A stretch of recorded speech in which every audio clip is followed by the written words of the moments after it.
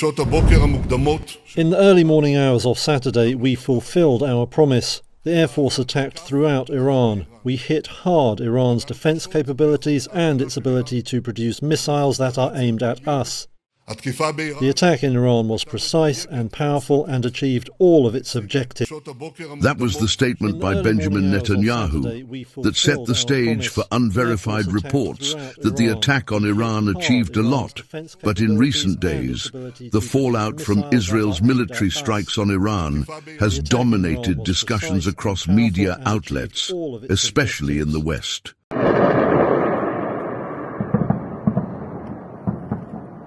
As more details of the attack from leaked videos and satellite continue to emerge, it's becoming clear that the situation is far more nuanced than initial reports suggested.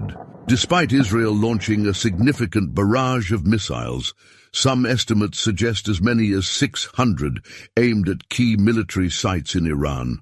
The true impact of the operation remains contested.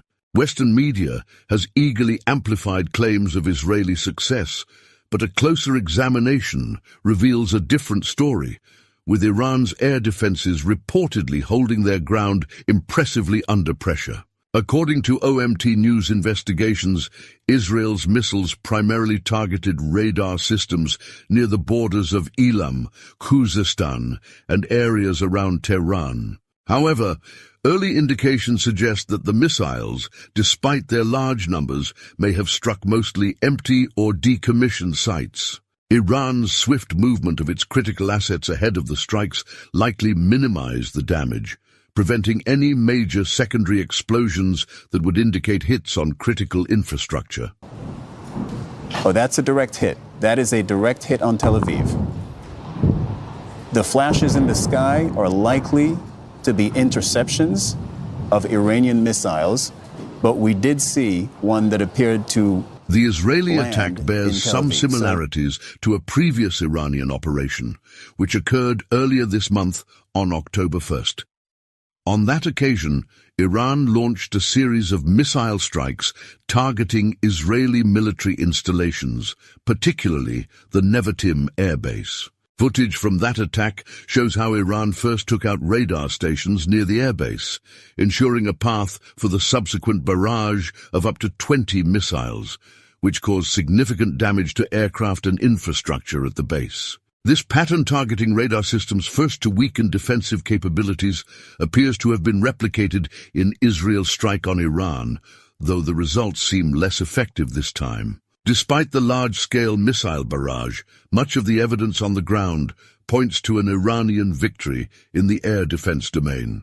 Independent reports from OMT News, supported by eyewitness accounts, indicate that Iran's air defense systems, though outgunned by Israel's advanced weaponry, managed to neutralize a significant portion of the missiles. The lack of widespread destruction and the absence of secondary explosions further suggest that Iran's preparation and defense mechanisms were well coordinated, frustrating the Israeli assault. However, some targets, such as a ballistic missile factory, were reportedly hit, which could be a cause for concern for Tehran. If confirmed, the loss of a facility producing solid fuel for ballistic missile engines could present a strategic challenge for Iran's missile program.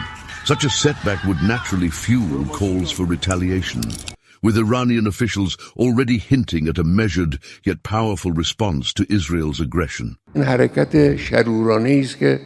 nights ago, they carried out a malicious act. They of course exaggerated, which is wrong, but at the same time it shouldn't be downplayed, either by saying it was insignificant or unimportant. The Zionist regime miscalculations must be stopped. They are making serious mistakes in judgment. They do not understand the Iranian people. They have not recognized the strength, capability, creativity, and determination of the Iranian nation. They must be made to understand these realities, and it's up to the country's authorities to determine the appropriate response that best serves the interest of the nation and the country.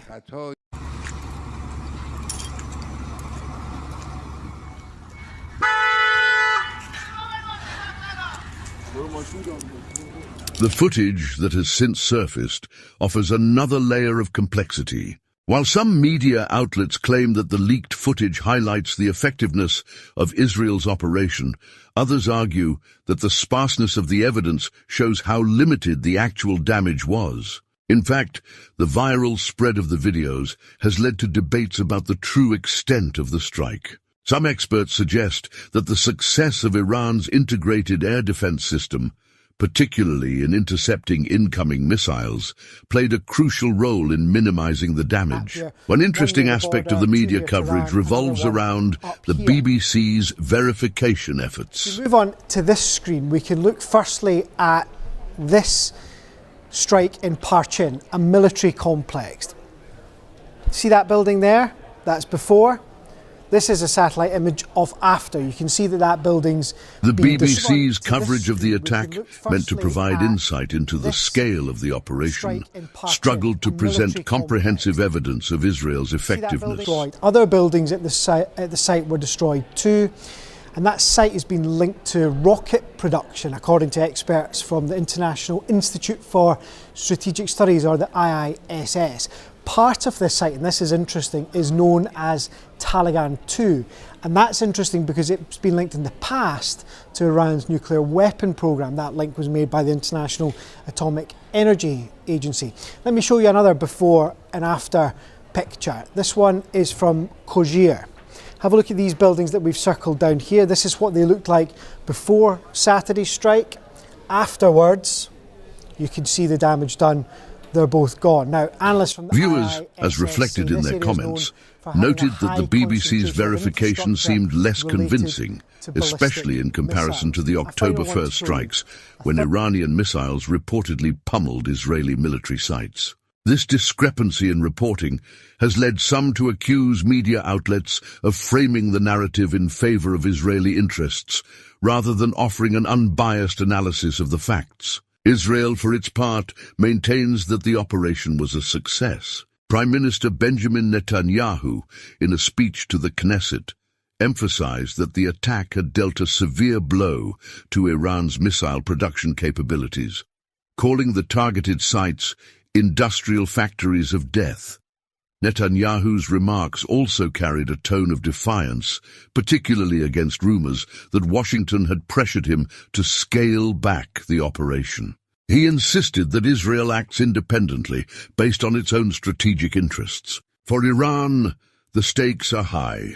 Ayatollah Ali Khamenei has already called for a decisive response, urging Iranian authorities to demonstrate the country's strength and resolve. Military leaders, including Major General Hossein Salami of the Islamic Revolutionary Guard Corps, IRGC, have warned that Israel will face severe consequences for its actions. Salami linked the Israeli attack to broader frustrations, suggesting that Israel, bogged down by its conflicts with Hamas and Hezbollah, lashed out at Iran as a distraction from its failures on other fronts. The rhetoric in Tehran suggests that a response is imminent, with officials across the board from the military to the judiciary calling for Israel to be held accountable.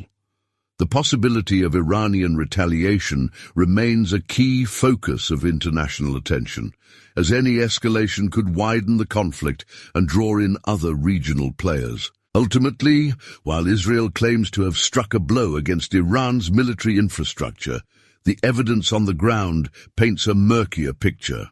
Iran's air defenses, despite being at a numerical disadvantage, seem to have put up a robust defense, mitigating the scale of the damage. As tensions simmer, the question now is not only about how much damage was done, but how each side will respond in the coming weeks. Both Israel and Iran appear to be maneuvering carefully, with each side preparing for the next phase of their ongoing confrontation. Whether this leads to further escalation or a de-escalation through diplomatic channels remains to be seen, but the balance of power in the region hangs in a delicate state. Yeah, things are, obviously, we are looking at an extremely dangerous situation right now with this attack. What still remains to be seen is the real scale of that attack. It's not clear whether this is simply a symbolic attack that is purely for domestic Israeli consumption, if they're primarily bombing empty buildings or whatever. That would be one thing, and that might open the door for a path to de-escalation. But if we find out that this is really a substantive, wide-ranging attack on real targets within Iran as a blow to Iran directly, I think then we are looking inevitably at a situation of an extremely dangerous escalation. I don't think Iran would let that slide if there is the sense that this is a major attack on the country. And that means that we're heading towards an unprecedented confrontation.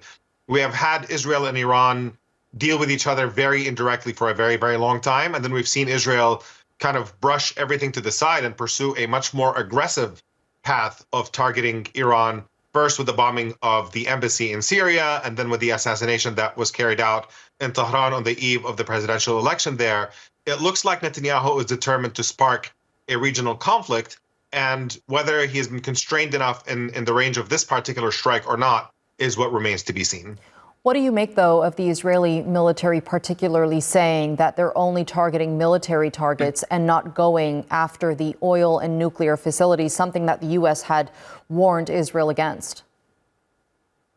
Yeah, it's something that was very clear that if they did go that far, then the escalation is absolutely inevitable. There would be no scenario in which Iran would not respond in a devastating way against Israel if the nuclear facilities or the oil facilities had been targeted.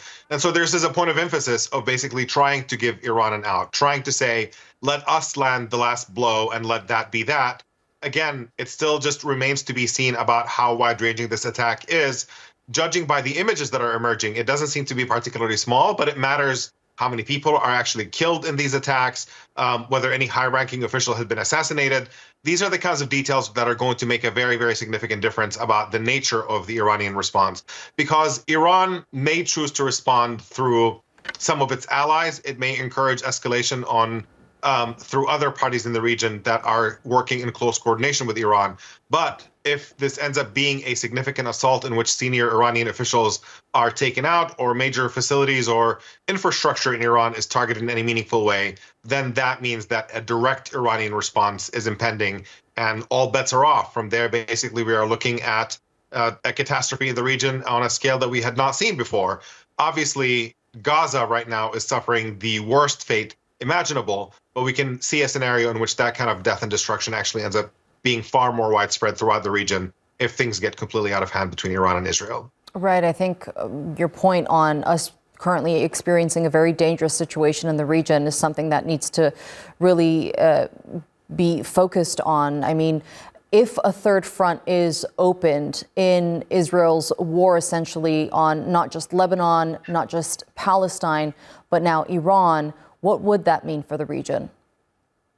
Yeah, Iran, I mean, look, just Israel right now with the two fronts that it currently has seems to be unable to handle itself.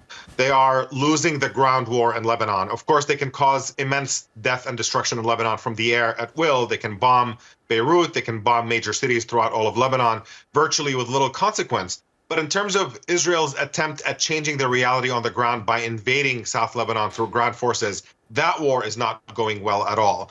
Hezbollah seems to be very, very well prepared to basically deal a significant blow to Israel. And we watched that just in the past 24 hours or a little bit longer, where we saw significant Israeli casualties on the ground. So the idea of an Israeli military that is already overstretched, that has been fighting in Gaza for an entire year, genociding Gaza and still unable to pull out an image of victory out of that, opening a front in Lebanon that they also can't handle, and then opening yet a third front directly with Iran, which is a far more powerful country, a significant regional power. You are looking at a situation in which in which Israel would require some sort of American intervention on its behalf in order to be able to sustain itself. And obviously, if you drag the U.S. into a direct confrontation in the region, you are talking about a scale of a war that is just practically apocalyptic. I mean, it's really difficult to put into words how significant something like that would be, especially when you're talking about Iraq, about Syria, about Yemen. There are many parties in the region who would not sit out an all-out confrontation. And it is deeply worrying that we are in this moment, and the possible impact on a global energy crisis that impacts the rest of the world. It is a terrifying moment for sure. Indeed. You mentioned Gaza, and I want to focus on that a bit, because what Palestinians there are currently experiencing, particularly in the north, is beyond description. Many saying that this is the worst phase of the genocide that they're undergoing. And a lot of analysts have said that what we're seeing happen in the region is kind of become a smokescreen to cover the activity, the military activity that Israel is conducting in Gaza. I think that is absolutely correct. I think that is precisely the reason behind Netanyahu looking for a regional escalation. I think what he's interested in, I mean, when you talked about people, a lot of people were talking about how Sinwar's death could have been an off-ramp for Netanyahu to basically claim victory and end the war. And Netanyahu insisted that this war must continue, quote, in order for us to secure our future, end quote. That is what he said. And what he really means by that is the need to get rid of Palestinians permanently, so that there isn't a conflict anymore. As long as Israel rules over millions of Palestinians in this permanent occupation and apartheid setup, you are looking at a situation in which conflict is inevitable and a situation in which Israel is going to become more and more isolated in the international community because of the way it treats Palestinians. And Netanyahu right now is interested in ending the so-called Israeli-Palestinian conflict, and he can only end it if you're not going to recognize Palestinians as human beings and grant them their full rights or allow them to have a state. The only alternative is to get rid of them entirely, which is exactly what Netanyahu is interested in. This genocidal campaign, it's not a coincidence that it's escalating right now close to the US election. Netanyahu sees an opportunity. He sees the distraction of the general public in the United States. He sees the potential for regional chaos right now and would like to use that as fodder for him to carry out, to quote unquote, finish the job in terms of getting rid of Palestinians entirely in order to solidify that racist regime that he currently rules as a permanent setup in the Middle East that has a future. Again, it's a very, very significant gamble. All efforts to pummel Palestinians into submission or out of existence have failed so far.